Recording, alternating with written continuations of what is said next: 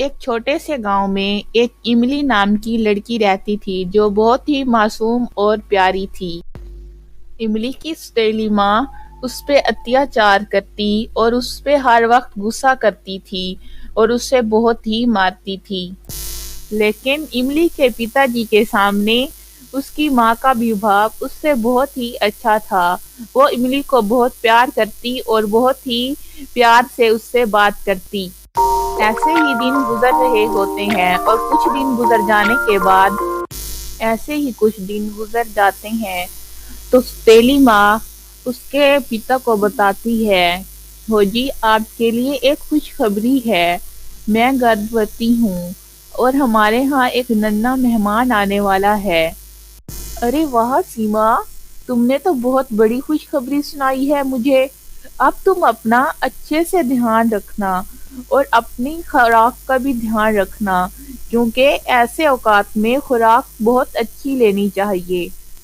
जब सब वहां से चले जाते हैं तो सीमा सोचने लगती है कि अगर ये लड़की यहाँ से ना गई तो मेरे आने वाले बच्चे के लिए मसले पैदा करेगी और मैं उसे इस घर पर अकेले राज करना के देखना चाहती हूँ, ना कि इस मुसीबत को भी साथ भुगतना पड़े।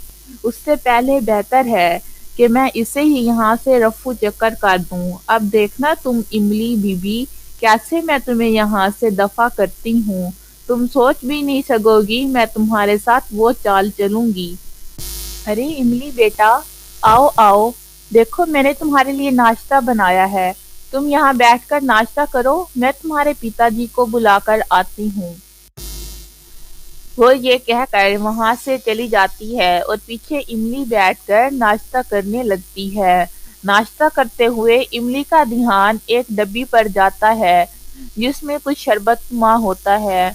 तो वो उस डब्बी को खोलकर देखने लगती है। इतने में उसके माता पिता भी आ जाते हैं और सौतेली माँ इमली के हाथ में वो जहरीली डब्बी देखकर फौरन ही आग लगाती है और उसके पिता को उसके खिलाफ भड़काती है। देखें आपकी बेटी का काम, मुझे गर्भवती सुनकर इससे रहा नहीं गया और इसने मेरे खाने में जहर मिलाने की कोशिश की है। देख लें आप अपनी आंखों से अपनी प्यारी बेटी का काम।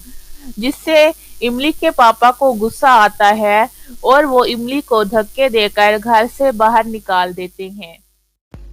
ये कहानी जंगलों में रहने वाली एक गरीब अनाथ लड़की की है जो जंगल में एक छोटी सी कुटिया में रहती थी। उसका गुजर बसर वही कुटिया थी और वो जंगल में सुबह सवेरे फूल तोड़कर लाती और उसे ले जाकर पास ही एक गांव में बेचकर अपना गुजर बसर करती थी।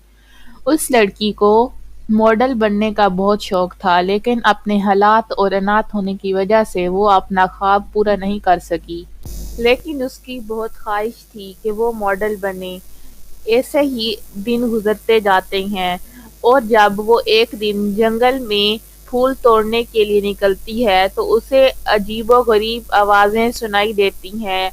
वो जंगल में आगे बढ़कर देखती है तो एक शेर पिंजरे में कैद है और वो बाहर निकलकर बेताबी से अपना शिकार करना चाहता है। तो वो उसकी आवाज से डर जाती है, थर थर कांपने लगती है, मगर फिर वो सोचती है कि मैं इस शेर को आजाद करती हूँ।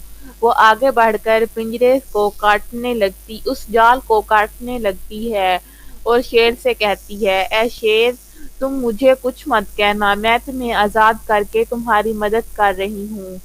और जब वो जाल काट कर शेर को आजाद करती है तो वहीं वो शेर एक खूबसूरत परी में बदल जाता है और परी कहती है, ए प्यारी लड़की, यहाँ पर पहले भी बहुत से लोग आए, लेकिन सब मुझे देखकर डर जाते थे और कोई भी मुझे आजाद नहीं करता था, लेकिन तुम बहुत अच्छी लड़की हो और तुमने मुझे इस कैद से आजाद किया। मुझे एक दुष्ट जादूगर ने यहाँ पर कैद कर दिया था और वो मेरी सारी शक्तियाँ छीनना चाहता था, लेकिन तुमने मेरी मदद की और मुझे आजाद किया। अब बताओ कि तुम्हें मुझसे क्या चाहिए। तो वो उससे कहती है, ए परी, मुझे मॉडल बनने का बहुत शौक है, लेकिन मैं अनाथ हूँ और मेरा कोई भी नहीं है, इस वजह से मैं मॉडल नहीं बन सकती।